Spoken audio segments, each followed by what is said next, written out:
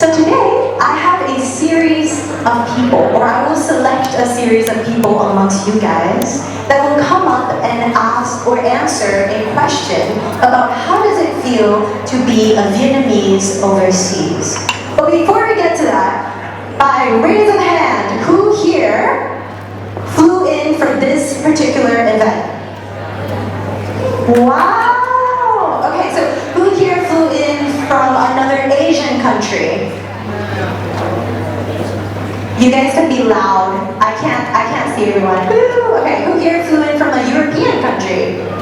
Whoa! Okay, who here flew in from the Americas? Wow! So you tackled 19 hours to come here. Thank you guys so much. Okay, so may I go to the next slide? What is that? So this will be a question that I will ask you. I will pick someone from the crowd right now that will answer to this question, and at the end we will do an impromptu panel. So everything is very kind of on the go. So let me see, maybe Miss over here, would you like to come up? Yes. Yay!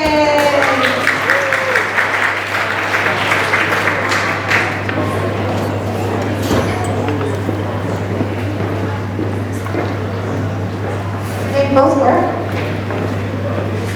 Okay, perfect. It's okay. We're gonna do. So let me just explain to you a little bit. The question we ask is, I'm pretty sure, I'm guessing that you're from overseas. The question is, when did you feel the most Vietnamese when you're overseas? Thank you, Sanjay. Thank you for the opportunity to be here. Hello, everyone. My name is Lina. I'm a lawyer, and I was born in Saigon, actually. I was educated in the UK, and now I run a practice across Australia and Vietnam, which means I argue professionally across time zones. Now, because I was raised in the UK, I was raised in Vietnam but then went to the UK. I had a very authentic Vietnamese childhood. And what it meant was, I was raised in the 90s in Vietnam where there was no internet, no social media.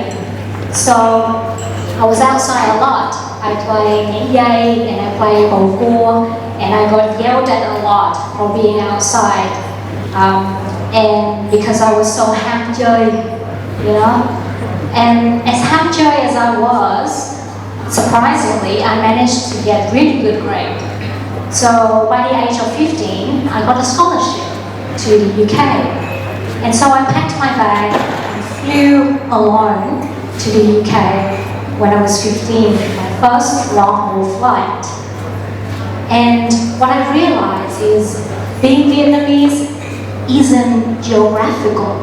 It's not something that you leave behind at the airport. Because where I ended up was a private British boarding school in countryside England. And I went to school with a lot of privileged European kids. The kind of kids that, you know, go skiing, Saint Maurice, horse riding in Monaco, and pronounce Harry Potter instead of Harry Potter. But me, I was different.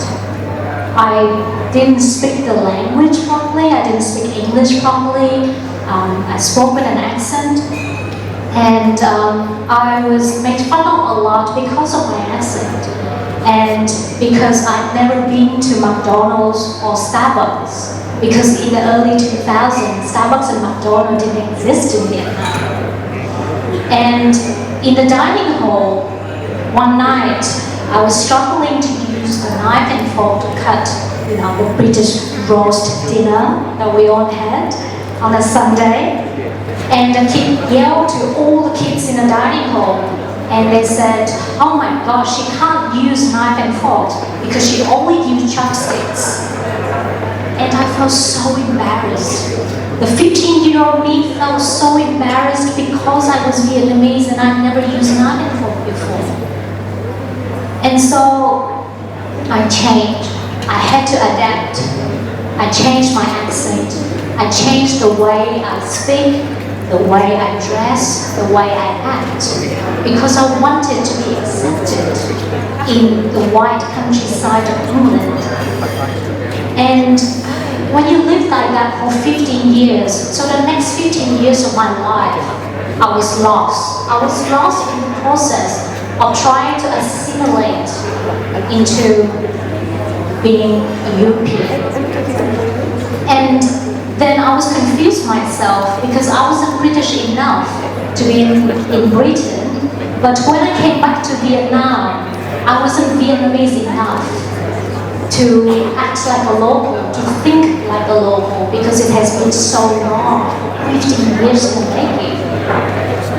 And then one day, I was at the airport, flying out of New York, and I was queuing for the boarding call.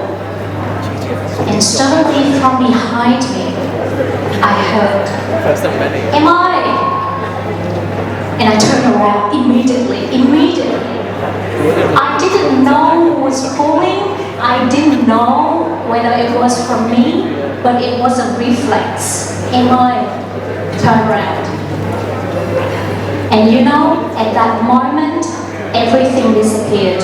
The country, the passport, the accent, it didn't make any sense to me anymore. Because I realized those one sentence, two words, am I, hits me in the field, it hits home.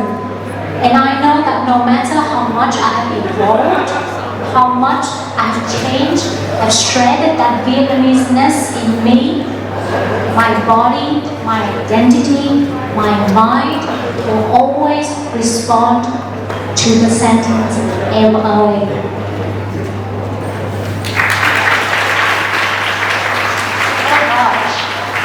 It's almost as if I didn't know you're coming on stage today. Thank you so much, Lina. Well, we didn't tell, what do? You didn't explain this to the rest of everyone here. What did I do? What do you do now? Now? Yes. As in my job? Yes. Oh, I didn't know, I didn't explain, but I run a practice, a law practice in Australia and also in Vietnam. So thank you so much. Thank you. Give it up to Lina, everyone. It is so important that we spread about our pride as a Vietnamese because like Lina, sometimes when we move abroad, we tend to, unfortunately, try to blend in more than stand out. So, how about we ask somebody else that would be interested in telling us a story? I have my eyes on you, sir. Would you like to come up and tell us a story? Yes, come on up. That was really a hard act to follow, you know? By way of introduction, my name is David. You know, living in the States, I always pronounce my last name Huong, just because it's easier for people to pronounce that. But I'm really delighted to say Huong. That's what that's my name. And as far as my career, right? I'm in healthcare technology consultant. I've been in the healthcare field for a long time, right? Because I look quite old. I've been in healthcare for over 30 years. Anyway, that's another story. We are very serious about it. And let me answer this particular question. Tell us about the moment I felt truly Vietnamese overseas is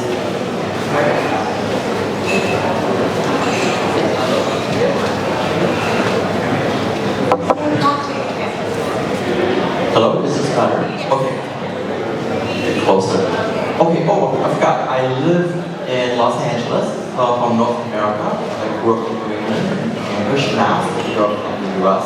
Anyway, so this sounds very cliche, but I really felt truly Vietnamese when I found overseas Vietnamese. Let me explain why. Having left the country in 1978 and landed in the US, I always wanted to make sure that I lived quietly with my heritage. It's a very quiet individual experience. Mainly it's because you don't want to stand out. And you also don't want to attract a lot of attention. This is just my experience. So there was a lot of reasons where I wanted to try to find out where my root is at, where I came from. It's actually when my younger brother, my only brother, passed away 8 years ago, is when I really wanted to make sure I know where I come from. And not to bore people, but how I was born was very traumatic, and where I was raised was also very traumatic, and how I got to Malaysia was very traumatic, and how I came to the States was very traumatic. So that's just a little bit of background. The reason why OB is very minor of where I come from is through the coffee chat that we do, where I meet people from literally around the world, everywhere. And what struck me was this kind of silent connection that I cannot explain. And it didn't happen the first time or the second time. I call it a very solitary realization, where you don't really feel like things are building up until it hit me one day that why I felt the connection, regardless of the other person's accent, their culture, where they went to school, where they live, or how they just communicate and share the story. It wasn't about the geography, also mentioned as well. It was more of the OB community serves as a mirror to me. So when I look into the mirror, this OB community, I see being Vietnamese first, and overseas second.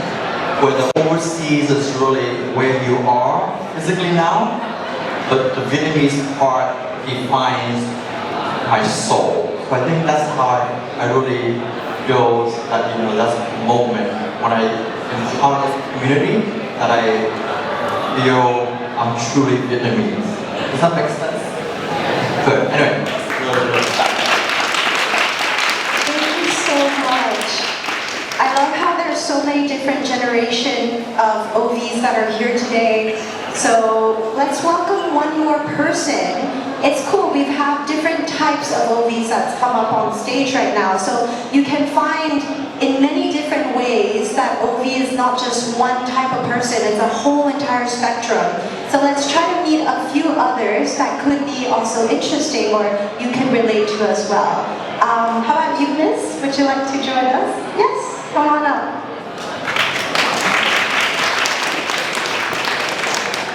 Mic check, mic check. Before I start, I just want to ask, is there anyone here who's Gen Z? You can raise your hand. Okay, quite many of you is Gen Z, thank you. My name is Don, I'm a creative director based in Berlin. I have been in Germany for 10 years. I'm part-time artist as well.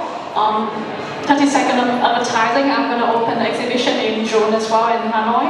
It's the technology exhibition. So I'm moving back to Vietnam for a few months before move to next job in Singapore.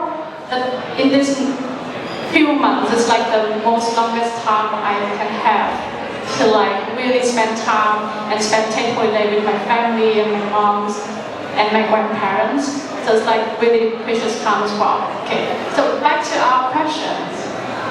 Tell us about a moment you felt Vietnamese overseas. I think my story will be a little bit different. So of course, because I'm Gen Z, I moved to Germany since 19 years old. I have been there for 10 years.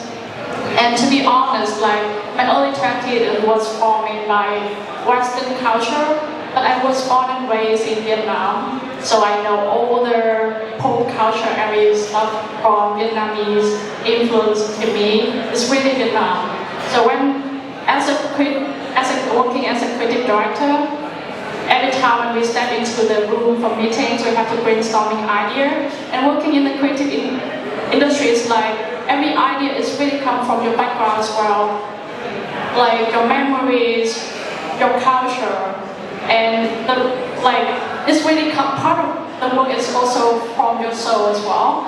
So there's one time I remember when we have a leadership meeting in the London office, all the 5 office leadership from all the five office like flight to London, and all in is Vietnam. And we asked about what is the childhood inspiration to inspire you to become and pursue creative industry. Everyone share their inspirations. And okay, they are mainly like British and UK, European. Most of them is kind of like relatable about the reference. When I talk about Daisuke, Doraemon, they have no idea. They have no idea. And I'm like, is there any of you here familiar with Daisuke or Doraemon? You can raise your hand. Okay, most of us, right? So it's kind of like culturally born. You don't have to speak it out. You like growing up with it. So this is the moment I feel like it's really hard to explain what is culture and what it means to be Vietnamese, because we just connect and it's just click. Because part of our childhood may have overlap in terms of like cultural references, the food we eat, and the environment we was born in, and were like fitting up our soul from it. So yeah, but when I moved back to Vietnam, I also realized, like, because I spent 10 years in Germany, and of course, part of me also feel a bit like an outsider and stranger. I'm not like fully like a local anymore. When I enter the traffic, before I moved to Germany, I can drive the motorcycles really like professional. Like I'm really professional, like motorcycle driver. But now I just book Grab or sign SM, and I think I'm gonna learn how to drive motorcycle again soon, because I want to take mom to like somewhere near if she needs. So yeah, this is my new cute example to answer this question. Yeah. Thank you.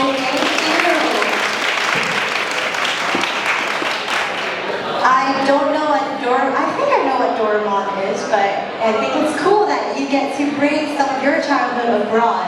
And I don't know about you guys, but I grew up with Paris by Night. Does anybody else used to watch that? Yeah, Paris by Night.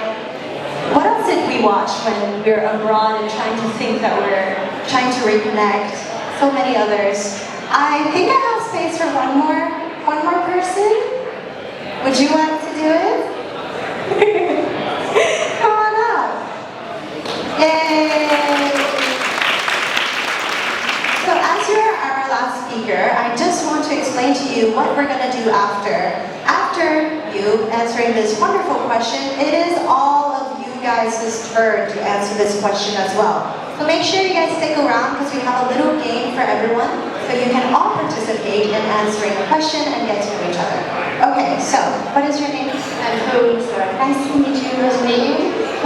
Tell us about a moment you felt Vietnamese overseas. Well, I did not go here today expecting talking to you in front of everyone, but quick introductions. My name is Huong.